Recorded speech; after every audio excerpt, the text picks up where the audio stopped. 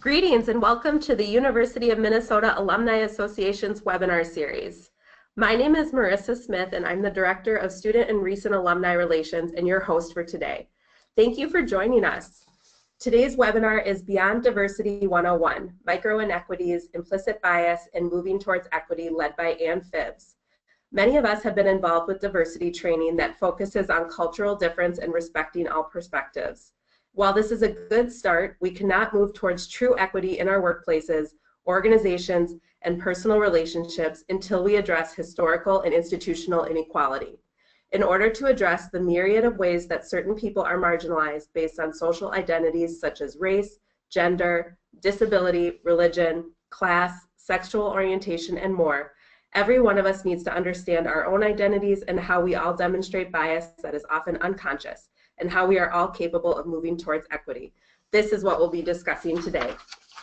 First, a couple of housekeeping items. Today's webinar is part of an ongoing free series being offered by the University of Minnesota Alumni Association, where we have conversations with experts about career and life topics. Initiatives like this webinar series are made possible in part by our Alumni Association members. If you are a member, thank you. Because of members, we can create powerful learning opportunities for students and more than 477,000 alumni around the world. If you're interested in joining the Alumni Association and supporting our work, check us out at umnalumni.org/membership. We have a couple more webinars coming up this month that you might be interested in. On October 12th, we have Hard Roles and Soft Skills, Dining Etiquette for Exceptional Professionals with Callista Gould, a certified etiquette instructor. And on October 26th, we'll be talking about happiness with Leanne Moline, the Assistant Dean for Undergraduate Student Initiatives at the University of Minnesota. For more information about these webinars and to register, visit umnalumni.org/virtual. A couple of upcoming events connected to homecoming. On October 14th, we have U of M's Day of Service, and on October 21st, we have Sky U Mania before the football game. Go Gophers! Here's some information about how to participate in today's webinar. You have joined the presentation listening using your computer's speaker system by default. If you would like to listen over the telephone, just select telephone in the audio pane of your GoToWebinar panel, and dial-in information will be displayed. If you experience audio difficulties while listening via your computer's speakers, this can be caused by having multiple software applications open, which can use up your computer's bandwidth and affect network performance. Listening on a wireless signal may affect performance as well. Please feel free to close any unnecessary applications on your computer. Questions are very welcome during the webinar, and you can submit them anytime. Please type your questions into the questions pane on your GoToWebinar control panel. We'll be monitoring them along the way, so please submit your questions, ideas, or tips. We want to hear from you. All right, without further ado, I want to introduce our presenter for today, Ann Phibbs, PhD. She is the founder and president of Strategic Diversity Initiatives.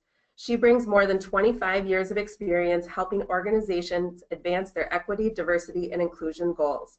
A seasoned consultant, Ann works with small and large organizations on a variety of diversity and inclusion needs, including diversity audits, diversity plans, customized training, leadership development. She is adept at assessing an organization's strengths and challenges and tailoring her approach to the context, culture, and goals of the organization. With extensive experience in training, teaching, curriculum development, and training of trainers, Ann has delivered hundreds of workshops and classes to thousands of participants in corporate, government, higher education, nonprofit, healthcare, and faith community settings. Ann built a successful diversity and inclusion leadership program right here at the University of Minnesota, and she also earned her PhD in Philosophy and Feminist Studies from the University of Minnesota and lives here in Minneapolis, Minnesota. Very excited to welcome Ann, and we'll turn the webinar over to her now. Great.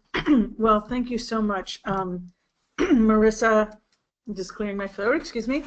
I want to start by thanking Marissa and everyone at the University of Minnesota Alumni Association for giving me this opportunity. I did move to the great state of Minnesota almost 30 years ago to pursue my PhD in philosophy here, and so I am an alum and also worked here, as Marissa said, for many years. So I'm excited to be out on my own, continuing to talk about these important issues of equity and diversity. And And we just need to look to what's happening every single day in our wider world and society to know that having conversations around social identities such as race, gender, sexual orientation, disability, class, religion, etc., are absolutely critical in everything we do.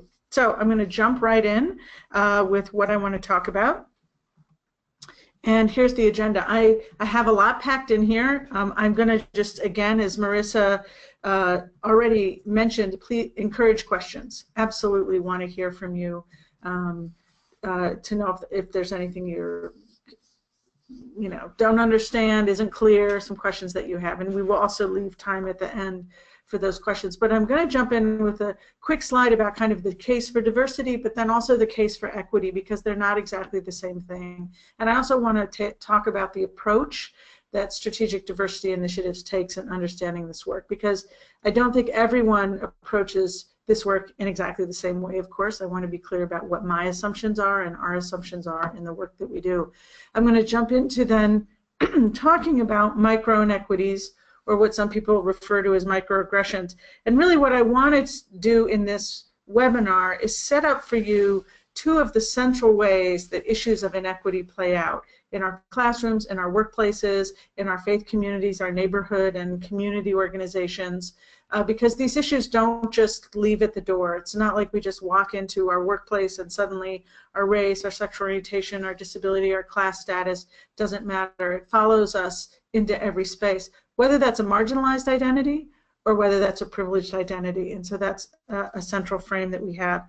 And so in that way, while there is explicit bias, we see that unfortunately every day, many of us, and there is explicit bias and overt aggression, that many people work against that, but don't recognize that they have implicit bias they're not even aware of, and that they also might be committing a microinequity or a microaggression in a workplace, in a school setting, and in all the settings that we inhabit. And so that will be my focus here. I have a couple short videos that highlight some of this, and then I want to move toward, after we move through microinequities and implicit bias, into some framing. How can we understand what exactly this privilege is that I've already mentioned?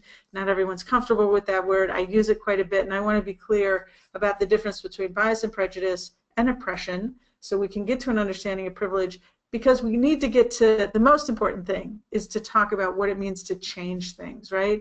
And it's terribly important we understand how we move in the world and understand how we impact others. But the most important thing is realizing that we every day can make a choice to act as an ally, to change these social identities, this marginalization, exclusion, discrimination, that I believe in my heart the vast majority of us don't want acting out in our society.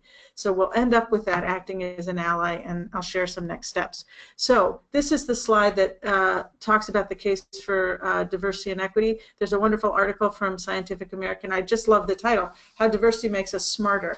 Being around people who are different from us makes us more creative, more diligent, and harder working. And this is basically the article has study after study after study, including this one from 2006, that shows that groups with racial diversity significantly outperformed the groups that had no racial diversity. My personal favorite from this article is the study that showed that if you just had Democrats working on a problem and Republicans working on a problem, and then brought together Democrats and Republicans, and maybe it's my favorite because I think there's nowhere near enough of that going on right now in our political system, people from different parts of the aisle, if you will, from different sides, coming together in our political system and working toward a common goal. And what the study showed, as you can imagine, is that when Democrats and Republicans worked together, they had better outcomes. The idea here is that when I think you think just like me, I get a little intellectually lazy. I'm less likely to make a strong argument. I'm less likely to make sure to check my assumptions. And so when I think you disagree with me, I'm going to be a little more careful, and that often gets a better outcome. So that is the one of the arguments, if you will, for diversity. But you can have diversity. You can have different people and still not have equity. Equity is when, of course, we see that it's not just a matter of having different people in a workplace or in a faith community, but actually looking at who's in leadership, looking at who has resources. Are those resources equitably distributed? And so I'm sharing something from Politico magazine in 2016, an article called "Something is Rotten in the State of Minnesota. Behind the Shooting Death of Philando Castile Lies the Worst Racial Gap in the Country." And I'll just read this last piece. Well, I'm going to read the whole quote. Actually, the Twin Cities, it turns out, are also home to some of the worst racial disparities in the country. Many of you, I imagine, know this, but it's something worth remembering, particularly for those of us, and I do identify this way, who are white, who have privilege by virtue of our race. It's important that we remember that constantly when we hear how wonderful the Twin Cities are or how wonderful Minnesota is. In metrics across the board, household income, unemployment rates, poverty rates, and education attainment, the gap between white people and people of color is significantly larger in Minnesota than it is most everywhere else. And financial inequality among racial groups in each state from this Wallet Hub looking at government data found that in 2015, Minnesota ranked dead last overall. So a big piece of the work that I do is to ask people, as Brian Stevenson does in his wonderful TED Talk, We Need to Talk About It, Injustice, which I highly recommend and often use in my trainings. He asks, why are we okay with this level, degree of inequity? And I would argue that we can't be, we can't afford to be. So here's just some approach and assumptions that I take to the work that I think is important. I think this work is fundamentally about being in community with each other. So I often say people don't have to agree with everything I say or anything I say. We can be in respectful disagreement, but we have to have those conversations. And I also believe that our learning is in direct proportion to the both emotional and intellectual risks we take. That's a little bit of my philosophy as an educator. So I encourage people in my workshops, and I would encourage you in this webinar right now, to think about what's tugging on me a little bit. What am I nervous about when I think about diversity or I think about equity? And to pay attention to that. I also believe this work is lifelong. It's not something you're going to fix with well, this is going to be my year of diversity, or Anne's going to give me a checklist. Don't have a checklist for you to end racism or to do away with some of the tremendous sexism that we still see playing out. It's going to be lifelong to change these systems that are so entrenched. And that means we're going to make mistakes because we don't always know the right answer. And so particularly in a state like Minnesota, but really I would argue all across the country, we often don't jump in and do something because we're so worried that we're going to mess it up. And I think we need to push past that and say, I'm going to lend my voice, ask a question, I'm going to send that memo or that email, or I'm going to maybe take a stand, even if I'm not 100% sure what I need to be doing. It's also, I'm going to point out the fourth bullet that I think is crucial. Every person is capable of moving equity and diversity forward. It is always about social identities, so whether we are a person of color, American Indian, whether we're white. I also have an identity, a marginalized identity, as someone who identifies as lesbian or queer. That's a word I do use. So I have both privileged and marginalized identities, and those attend to me everywhere I go. But it's also always about my personal values. So it's not enough to just say, well, there goes someone who's, for example, a white, middle-class, heterosexual man. He doesn't care about equity and diversity. I've met far too many men like that who care deeply about diversity to know that every single one of us can make this a core value. And then my last bullet, of course, is that this needs to be strategic, because we often just kind of throw money or a little bit of time at diversity instead of saying, how can this be a main focus? How can this be? I've been working with some organizations lately that are building in diversity plans into their strategic planning, and I think we're going to see more and more of that as we move along. Okay, so let's jump in and get into this idea of microinequities or microaggressions. I want to share something from, this is not research, this is not data, kind of a study. This is just a blog that collects people's experience. And so I just want to read this because I think it's helpful when we think about these words, because not everyone is familiar with them. So this blog seeks to provide a visual representation of the everyday of microaggressions. and this is very important, each event, observation, and experience posted is not necessarily particularly striking in and of themselves. Often they are never meant to hurt, acts done with little conscious awareness of their meanings and effects. And my guess is those of you who are tuning in can think about times when you either heard something or you yourself said something and you never intended for it to be hurtful and found out that it was. So instead, their slow accumulation during a childhood and over a lifetime is in part what defines a marginalized experience, making explanation and communication with someone who does not share this identity particularly difficult. So I will come back to this notion about why something that seems so innocuous can actually be so hurtful, because that's tremendously important in understanding why so many people are talking about microaggressions. Social others are microaggressed hourly, daily, weekly, and monthly. I have a number of examples that I pulled from this website that I want to read you. And they talk about race, they talk about gender, they talk about disability. Maybe you should consider a completely different career path. My workplace, after I requested disability accommodations, made me feel like professional success isn't an option if you're disabled. I'm an Asian woman. Whenever there's another Asian woman in my workplace, I inevitably get called by her name multiple times a day.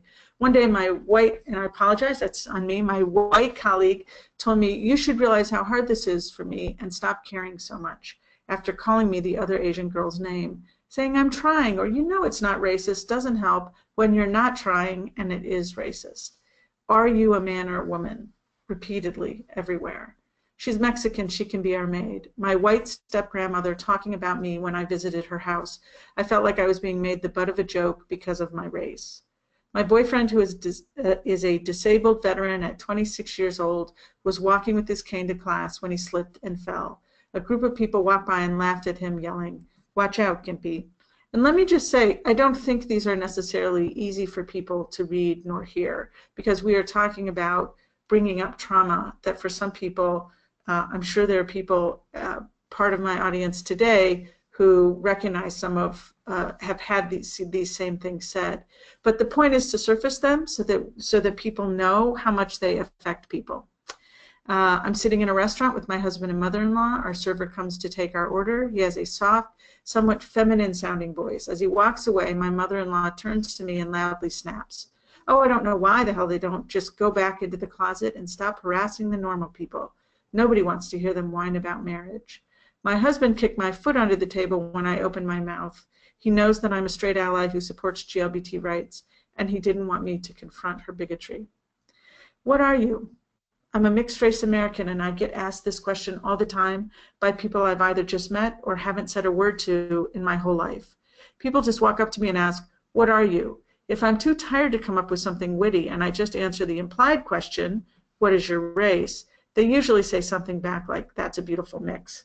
I just had the opportunity to train with a colleague who identifies as biracial and multiracial, who shared that this is her experience very frequently and how taxing and challenging it can be to feel like she has to answer people's questions who she doesn't even know. I was standing in the cafeteria of a major academic medical center wearing shirt, tie, and the same white coat that all my medical school classmates wear with stethoscope. An older white lady tapped me on the shoulder and asked, "Excuse me, do you work here? I'm trying to find the soups." And even once I fully turned around, it never occurred to her that I am a medical student, not a cook. I'm a black male medical student in a major Northeast academic medical center.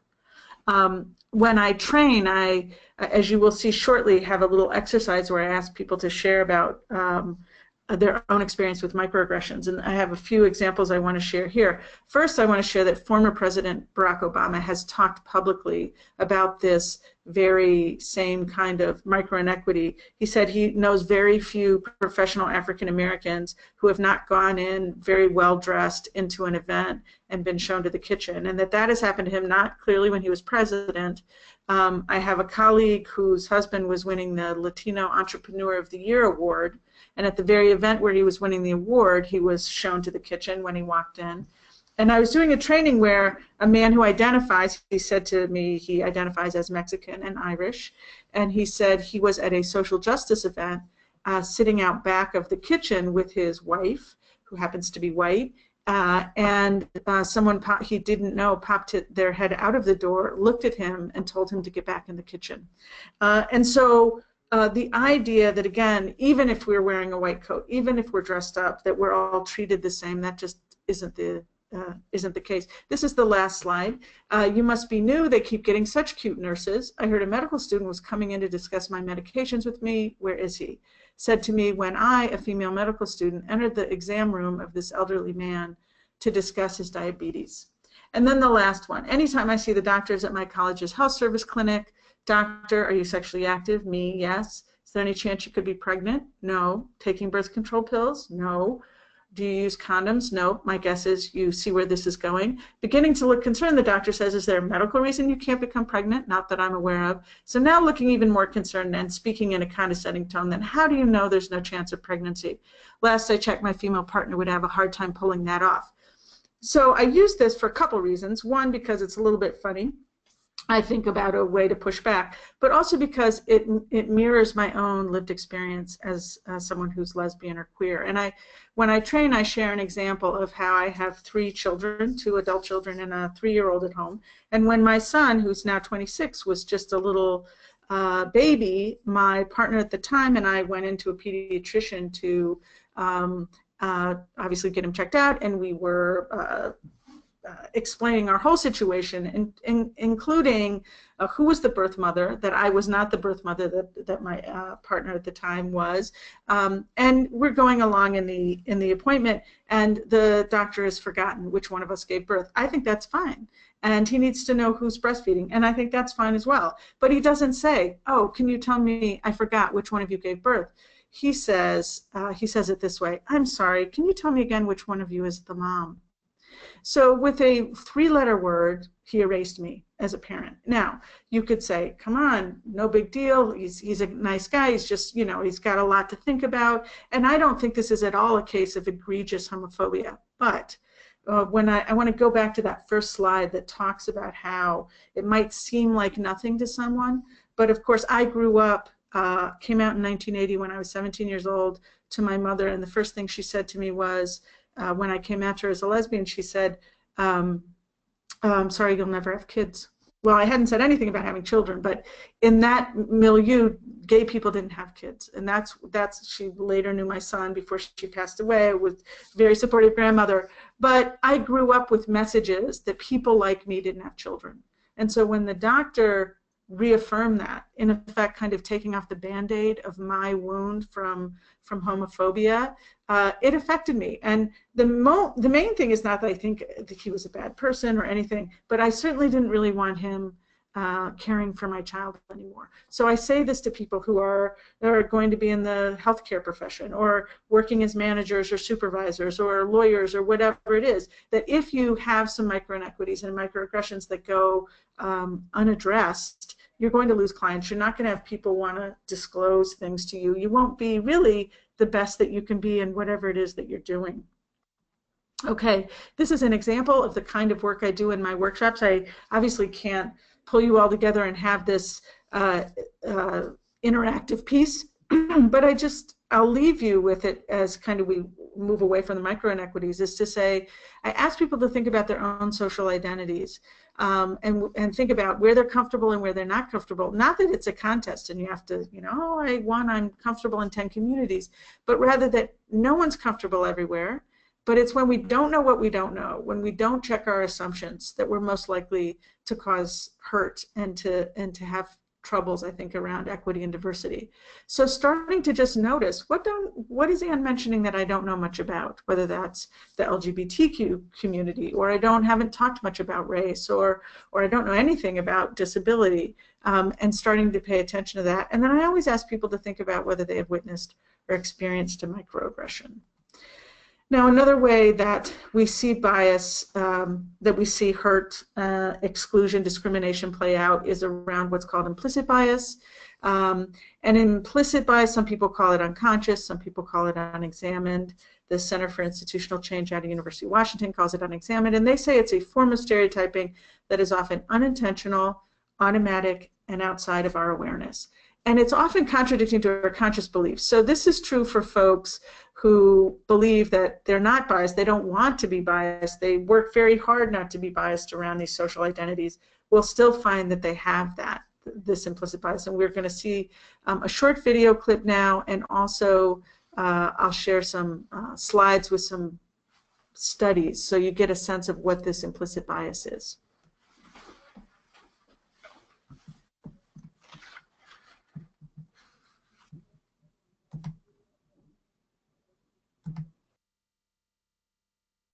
Are we back on? Mm-hmm. Okay, hi everyone. We got enough feedback that it looks like our video didn't work, so apologies for that.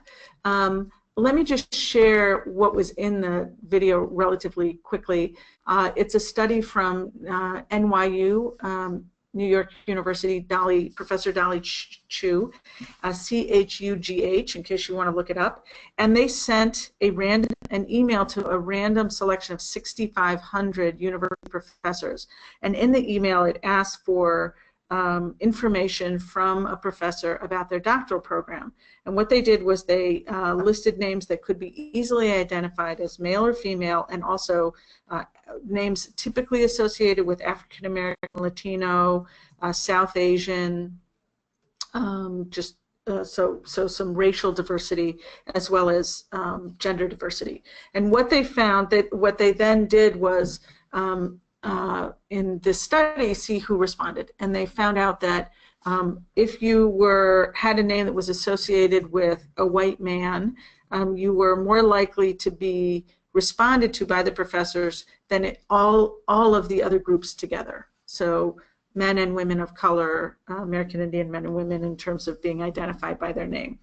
I will share that I was doing a training at the University of Minnesota with a professor from the medical school who mentioned that he got a email from a Jamal, I believe it was Jamal Washington, who he assumed was someone seeking information, and he did the right thing. He wrote back, and then later found out that he was part of the study. So I thought that was interesting. So the video pretty much shows some of what I'll jump into right now, which is this idea that even those of us who very much believe that we don't have bias, or particularly even, let me back up and try to be a little more articulate. So for those of us who don't believe we have bias, we do, but also some of us who are working very hard not to show it still display implicit bias. I'm having a hard time just advancing my slide. So let me get my slide advanced. So I have 3 slides that talk about some of this research, and let me be clear that I'm not making anything up here. This is just, there's a lot of wonderful scholars out there doing research around implicit bias, so I'm just pulling some things up. This is this looks at bias around race, and it's a study called Are Emily and Greg More Employable Than Lakeisha and Jamal? A Field Experiment on Labor Market Discrimination. So what we have are the names Lakeisha and Jamal that are more stereotypically associated with African American or blacks in a U.S. context, and then the names Emily and Greg, which are more stereotypically would be associated with someone who was white. And what they found, and the thing to remember in all of these studies, is that they are absolutely identical resumes. So if your resume was Emily and Greg, you had 50% more callbacks. And many other studies, including those dealing with housing, healthcare, online sales, perceptions of risk and safety, have demonstrated that people of all racial identities demonstrate a pro-white and anti-black bias. Some people think implicit bias is a bias toward your own group, but that's not actually the case, because even people who are, for example, African American, demonstrate an implicit bias. Why would that be? Because what implicit bias shows us is what we've been taught from the media, from our school, from just all the ways that we interact about what's valuable and what we see as less valuable. Some of those studies that show a pro-white and anti-black bias are tremendously concerning when we think about there's a study that shows that when a white patient and a black patient display or discuss an equal level of pain, it's very common for black or African American patients to be under-medicated. So white patients are medicated at the appropriate level, and African American patients are under-medicated. African American patients less likely to get procedures that would be recommended with the exact same symptoms in a white patient. And so we see study after study that shows this. If we move on to gender, we see something similar in terms of male and female. So here we have science faculty subtle gender biases favor male students. Here they took male and female science professors. I would imagine these are people who see themselves as smart and objective and capable of making sound decisions. And they sent them applications for a lab manager position. They didn't just say, who would you hire? They said, who would you mentor? Who would you give more money to? And both male and female professors rated male applicants more competent, more hireable, more suitable for mentoring, and offered males higher salaries. Again, I'm going to remind you, these are absolutely identical resumes. The only thing different is a name that would be associated, more likely to be associated with a man or a woman. So as with race-focused research, people of all gender identities demonstrate a pro-male and anti-female bias. So when I want to point out that when someone says, well, you know, I've got a position, I put my search committee together, 75% of the search committee is women, so I don't have to worry about gender bias, this study shows that's not the case. That in fact, even when we have a majority of women in a committee, they'll still show this implicit bias. The last slide I'll show, there's less research on sexual orientation or gender identity, the LGBTQ community, but this is one from 2011. Again, identical resumes. Now they have the name the same, but what they have is one resume as an association with a more generic campus organization, the other with one that would be openly gay. And so overall applicants who listed a gay campus organization versus a more generic campus organization had 40% fewer callbacks. In this particular study, they were also looking at area of the country. One thing I want to note about implicit bias is that this doesn't demonstrate overt anti-gay bias. It's not the case that someone's looking at this resume and saying, oh, I don't like gay men, I'm going to put it over in the no pile. Implicit bias is sometimes referred to as quick thinking. When we've got 100 resumes to get through and we have to get 90, we need to get it down to 10, because let's say the next day we're going to go into our search committee meeting and be expected to have our top 10 candidates. So I've got to get rid of 90 people. We know from the data that when we sort to exclude is when we show more bias. And that's where I think something like a gay campus organization we grow up in a world that says it's not okay to be gay, and so that's there for us, but we don't even know it. And so we know that if we sort to include and say and take a little bit more time, we're less likely to show bias. And so this is another way that that we see, again, people who care about diversity, who don't want to be overtly biased in any way, still showing the ways that social identities impact us. This is just a resources page. Don't take my word for how much is out there. If you go to the Kirwan Institute for the Study of Race and Ethnicity at the Ohio State University, they publish this State of the Science review every year, which is just wonderful. It's over 100 pages long that shows all the implicit bias research.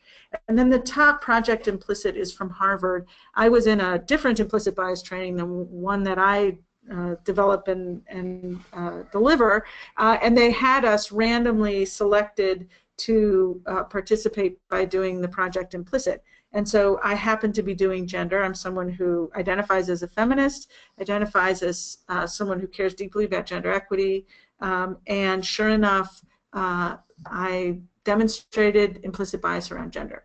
What that tells me is not I'm a bad person or that I'm anti-feminist, but it tells me I'm a human being that was raised in a society that values men and devalues things associated with women. I'm going to move on to, because I want to make sure that we have about 10 more minutes, and I want to make sure that I have an opportunity for some questions if you have some. So getting to what it is that we can do, I want to talk about this notion of acting as an ally. Some people use ally, some people use advocate, accomplice, supporter. It doesn't really matter what the word is. What matters is that you're someone who says, I don't want to be part of a society that shows implicit and explicit bias, that has microaggressions happening in various places. So I'll just read this: an ally, someone who's willing to pay attention to and take action around. the social, economic, and political differences and inequities that attend to people based on all these social identities I've been talking about. And just a little bit of framing that I think is important, because occasionally, not occasionally, I've been doing some consulting work and talking with people about how when you're in an organization and you start to talk about microaggressions, or you're talking openly about race and racial inequity, or I just point out, if anyone saw, I apologize, I can't remember his last name, but Cam is his first name. I'm not a football aficionado. Cam Newton.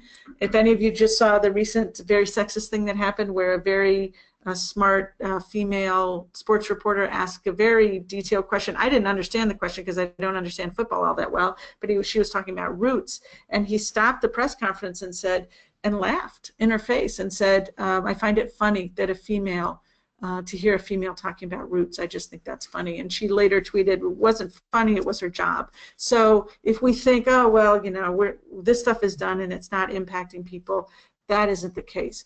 So how do we understand what it is, this marginalization that I keep talking about? So bias and prejudice are those things that anyone's capable of being biased or prejudiced around anything. So someone could not like the clothes that you're wearing, or someone could actually decide that they don't like men, or they don't like white people. Is that possible, that there could be prejudice that goes in that direction?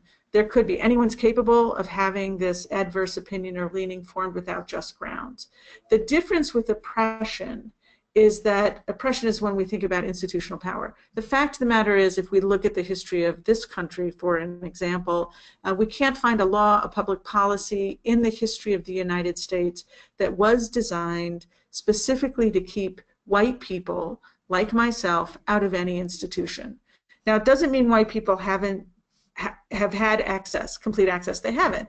If you were deaf and white, you might not have been educated 100 years ago. If you were LGBT, if you're trans and white, you're facing challenges in the military as we speak. And certainly, if you're poor and white, there's a lot that you don't have access to. But none of that is about your racial identity. It's not about being white. It's about being poor. It's your class. It's about your in this case, gender identity. It's about a disability status. And so I'm starting to recognize that for me as a white person, I move in the world differently. Didn't ask for that. Don't want that to be the case. But it doesn't make it go away just because I don't want it. And so it's that last point that's really important. All people don't have the same ability to create institutional barriers. So even when we see people claiming that there's reverse racism or reverse oppression, I would remind people that, again, when someone says, well, when Ann Phibbs wants to be treated fairly and have someone sell her wedding cake, that she's actually being discriminatory toward Christians, I would point out and say, well, why don't you share with me all the public policies and laws in the history of the United States that have been designed, again, to keep Christians out of different aspects of social life. So were Christians not allowed to get married? Were Christians not allowed to adopt children? Were Christians not allowed to join the military? All of those things have been true for those of us who are LGBTQ. And so we need to look at the history and the context. It's tremendously important. So I think a lot of us do understand that there's been oppression, that we have a history of slavery, of genocide of American Indians, that we have not always treated people fairly, both in public policy and also in personal interaction. But a lot of us are kind of saying, well, okay, I don't agree with that, but I'm over here, I'm putting my head down, I'm working really hard, I'm doing the best I can to be a fair, honest, respectful person, I'm being neutral. And the problem is the flip side of privilege. I gave it away, gave my joke away. It's not a joke, but my frame. The flip side of oppression is never neutrality. It's always oppression. They're two sides of the same coin, if you were. So I can pretend that I'm neutral as a white person, but the fact is I move through the world differently. And I think that's about privilege. I don't think anyone is completely marginalized nor completely privileged. As I've demonstrated in my own life, most of us have these complex identities involving both marginalization and privilege. And the point is not to get all wound up and caught up about privilege, but to say, okay, so how has being white affected me? How has it afforded me some privileges that I didn't ask for and don't want, but still have impacted my life? And how can I work to ensure that that other people have access to resources and to even things as simple as positive thought, right? Part of implicit bias is we assume positive things for men. We assume competence and lack of competence for people of color and American Indian people. How can we work on that? So the point, again, is not to feel bad. It's to realize that you can do something to shift things. It's an ongoing process that involves self-reflection and openness to new ideas, a willingness to listen to people's lived experience and believe them, a commitment to ongoing education, and a willingness to take action and take risks. It's not easy, I think, to decide I want to start to use this lens of equity to see the world, because we start to see things differently and it can be challenging. But I think it's the first step. The last thing, well, I had was a video, but we don't have video. So I'm going to go ahead and just share that this is something that you can easily find online. I think someone else was trying to find the other video online.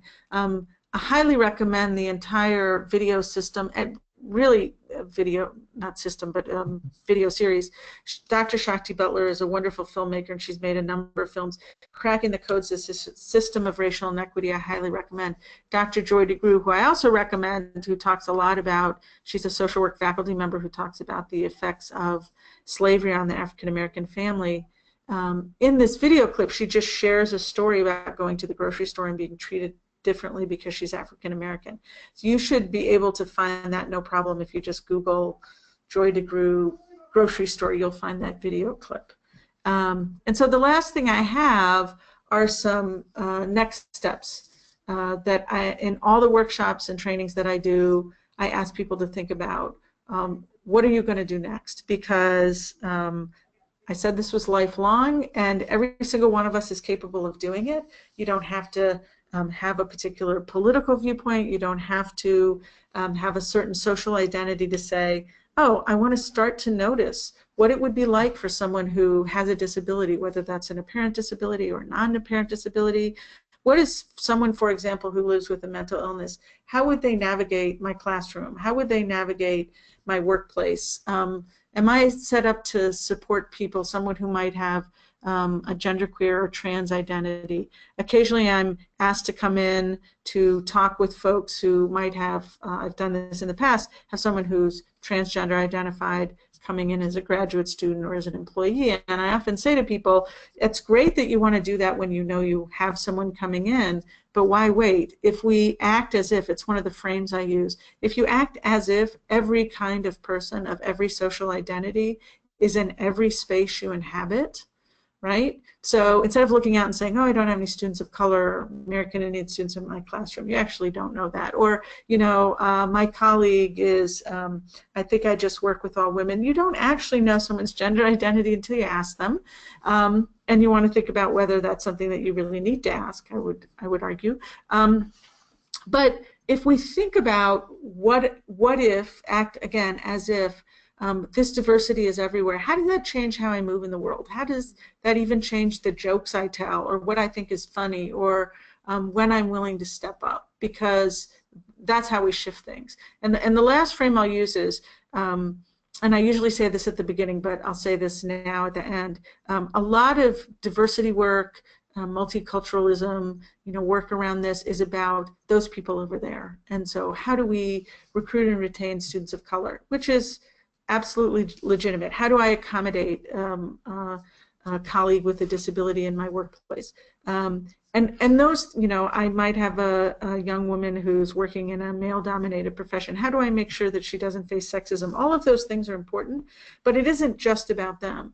So every person in this webinar who is white has a racial identity. Every person in the webinar who identifies as male has a gender identity. If you're heterosexual, you have a sexual orientation, but they're not ones that stick. I talk about how our marginalized identities are more likely to stick. So I'll wrap up with, before I take some questions, with a story. I sometimes, as you can tell, talk about my kids. And another story with my kids is I went to find an elementary school for my son, and it was one of those big, like a fair. So you could go around and talk to principals and teachers at school. So I went up to a principal of an elementary school and I said, oh, this is my son. He has 2 lesbian moms, 2 gay dads, you know, tell me about your school. And he looked at me and he said, well, our school doesn't have an agenda around sexual orientation. And I said to him back, well, I don't have an agenda. I have a child with a non-traditional family structure, and I want to make sure that he's supported in his school. Needless to say, we didn't send our son to that school. But my twin sister, who's married to a man, has never had anyone see her coming and say, oh, I wonder if she's coming up with her heterosexual agenda. So we've never said, that white person is playing the race card. Or we've never said, well, we need a, you know, if I said, oh, you know, there's a webinar on gender tomorrow, we'd all think it was about women. So we think that, again, that those social identities stick when they're marginalized, but they're every bit as profound when we're privileged. And so for men to start thinking about how being male identified has impacted them, for white people to start to say, how do I move through the world? Again, didn't ask for it, don't necessarily want it to be inequitable, but all the implicit bias research, as well as lots of social science research and lots of personal lived experience shared with us, tells us that I move through the world differently because I have privilege. What am I going to do about that? And if I know I have my life to figure it out, I don't have to worry that I've got to get everything right in the next month. I get to start talking to people, educate myself, put myself in situations that might be uncomfortable, so I can start building my chops, if you will, as an ally. And so with the time we have left, maybe we can look at some of the questions. So I see a question here. Our school hasn't done any formal professional development around diversity and equity. Do you recommend a particular resource that would help in gathering an internal needs assessment that would help plan our programming? So I think it all depends. One thing I would say is if you're working in any school or setting where you have anyone in a paid diversity position, it's always wonderful to go to that person and see. I clearly am someone who would be open to any contacts around helping with that kind of a needs assessment, because that's something I could help with. What are some effective ways of helping people realize their implicit biases other than having them do an implicit bias test? Yeah, that is a really great question. One thing that happens in the video that you didn't get to see, so I'll share it with you, is Dr. Chu shares that she was working with a Silicon Valley executive who said that he did a kind of informal internal audit. So he knows that tech is skewed very heavily male, and so but he prided himself on having very kind of, you know, gender, having a lot of female contacts. So what he did is he looked at his LinkedIn, he looked at his Facebook, and he literally listed them out by gender based on name, and he found that 80% of his contacts were male. And so it was just an audit. She says, this is something you can do. If you're a teacher, ask someone to notice, to just observe you and see who you pick on in class. There's Sean Harper, who works at the University of Pennsylvania doing diversity work. In the video, recommends just starting to notice, kind of take a stock of who your friends are. I would notice, I would ask people to notice, what events are you most likely to go to? I can't tell you how many events I've been to where the event is LGBT and most everyone in the room is LGBT. I've been to summits on women where there were 80 women in the room and 1 man. I've been to things that were designed for people of color, and these are open events. I'm not talking about, you know, something smaller like, you know, a support group which I would never go to, but I, you know, walk into something and I'm one of the only white people, and I'm thinking this is part of the problem, is that we don't have people, we have so much segregation in terms of where we go, and that's getting out of your comfort zone, and that's scary to do, and I'm as guilty as that, if you want to call it guilt, but that has been my lived experience of sometimes being, will I be welcome here? Should I take this risk?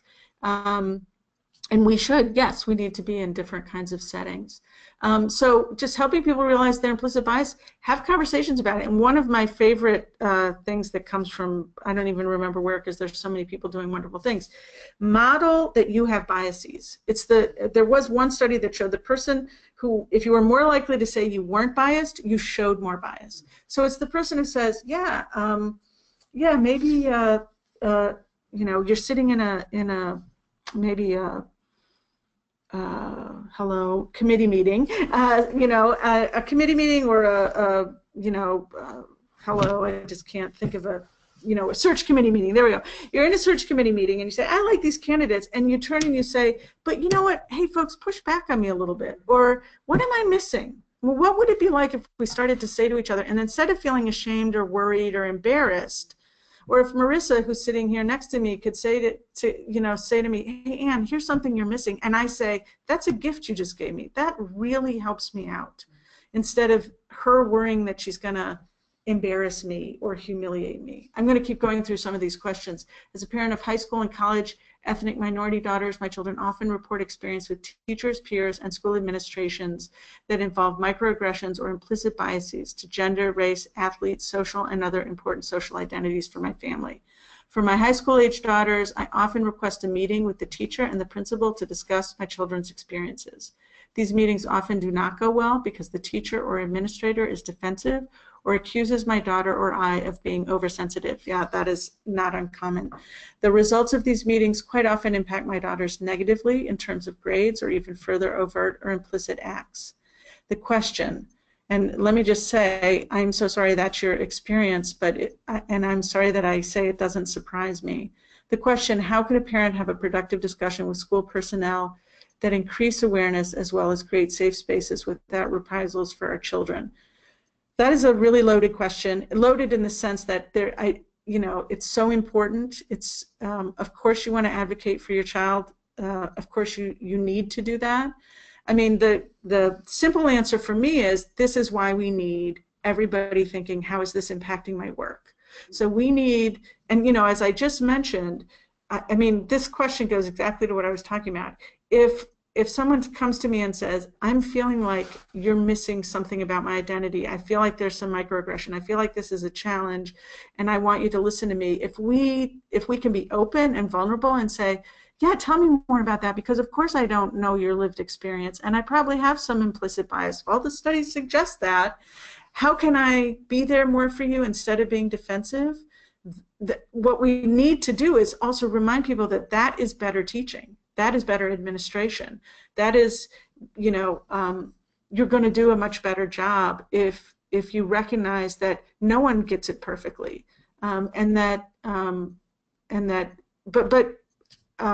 are a lot of, let me just say, there are a lot of, I know a lot of folks working in K-12 education are doing some really wonderful work around this, but everybody needs to be doing it and needs to be open about it. And I would just say also, you know, mention to your teachers and administrators that there are people who work with K-12 educators around the lived experience of students of color, of people with different marginalized identities. There are diversity folks like myself, but a lot of others as well, not just me, and pull them in. We have a lot of questions, which is super exciting. Okay. Somebody's saying it's so nice to be trained by you again, Ann. Oh, hi, Vic. That's wonderful. Where can we access these PowerPoint slides? So when the webinar is over, we will share a recording of it out with all of you. So you'll have access to the recording. You can listen again and review the slides again. So for those of you who wanted to share this with other colleagues or friends or family, or simply review it again for yourself, you'll have access to that very shortly. Great. Someone asked if I'm on Twitter. No, I need to be, and I'm like woefully not social media. So I don't have a handle, and maybe this will prompt me to do that more. I'm old school, and that's not a good thing in this case. Lee Penn, hi Lee. In the context of hiring, what strategies do you recommend for sorting by inclusion rather than exclusion? Well, one strategy I would say is give yourself time and go over things more than once. I mean, you know, it sounds silly, but even that kind of, I'm amazed at the stuff when I do writing that I catch when I go back over it. You know, writing instructors, it's just a great tool. So go through your pile again and kind of say, did I miss anything this time? So I would notice, I would go back over, and the second time looking maybe for things you might have missed the first time. That might be one thing. And then if the person says bring in 10, and you've got 10, but there's some you're not sure about, bring the ones you're not sure in and ask the committee to talk about them. And one thing I often talk about is that your processes will sometimes slow down. That sometimes doing equity and diversity work and efficiency are at odds. And I'm always gonna say you need to support equity and diversity over efficiency, because efficiency is one of the ways that we've always done it this way. Everybody's busy, we have too much going on.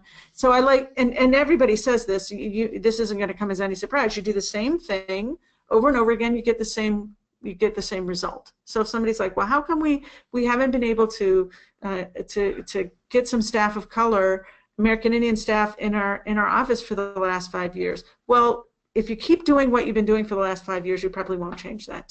So this is where this is leadership. Someone who's willing to say, we're going to throw some processes out and reevaluate, and then deal with pushback. I was just consulting with someone not in higher education, and they were talking about some challenges. And one of the things I was telling these leaders were expect, actually expect pushback, and just look at our political system and what's going on, that you cannot be changing the narrative and the way we do things and expect that you're not going to have people who push back. And pushback looks so different. I had an overtly hostile man in a training recently who pushed back very openly, and sometimes it's very Minnesota nice. And oh, of course I care so much about diversity, but we just can't do that right now. That's pushback. We don't want to see it that way, but there, and so being prepared for that. I'm just going to keep moving. As people live longer, have you seen an increase in microaggression based on age as a dimension of diversity? I definitely think age is an interesting microaggression, and I would argue that it's not just as people live longer. Certainly, age is one of those factors where, depending on one's, you could make a strong argument in U.S. culture that we have this very narrow window of age that matters, and it also tends to be very gendered, and that if you fall outside that range, so whether you're an older person that nobody thinks has anything of value, or I've been recently doing some training where younger women have come up, and even millennials, and talking about, like, why is it okay to just kind of trash millennials, and that's not seen as age discrimination, because, like, really, there's not any one group of people. I mean, how can you say, oh yeah, and people do that, they roll their eyes, oh, they're a millennial. Well, we need to be thinking about why that's okay to say, because it really isn't. And this young woman who came up to me said, people just treat me like I don't have anything to add, and they throw around, it's either around me being a young woman or just being young. So I think that is definitely one of those social identities. One more. Could you send the recording link or PowerPoint to attendees? Yes. National organization, let's see, I'm just trying to think. Wow, this is great. Look at all these wonderful questions. I think we're coming up at the end of our time, and there's so many more questions left, and I think that just speaks to one of my favorite takeaways from Anne's presentations, which is just the importance of viewing this work as ongoing and lifelong. And I just want to thank Anne so much for lending your time and expertise and your research and your stories to us today, because every time I'm in a session with you, I always learn something new. You always have me thinking about something new, and I just am really grateful that you took the time to join us today, and that we'll have this conversation for the future to be able to share with our colleagues and our friends and our alumni. Can I make one more thing? Yes, please. So this is my contact information. You can reach me this way, and also, through my website. But one of the things I've learned now that I'm being an entrepreneur is they say you got to have a lot of coffee dates. So if you want to talk to me more, because it's clear I like to talk, send me an email. We'll have coffee. I'm learning all the coffee shops in the Twin Cities. Thanks, everyone. So just to close out, want to do a quick reminder about our upcoming webinars that we have yet this month. We have October 12th and October 26th, so please do look out for those. And then just a final thank you to our members who helped make this webinar series possible. And if you're interested in learning more, you can check out our website at umnalumni.org. That's the conclusion of today's webinar. Look out for your email with the webinar links shortly. And thank you again for joining us, and thank you again to Ann Phibbs for your expertise in leading us through today's discussion. Talk to you soon. Bye.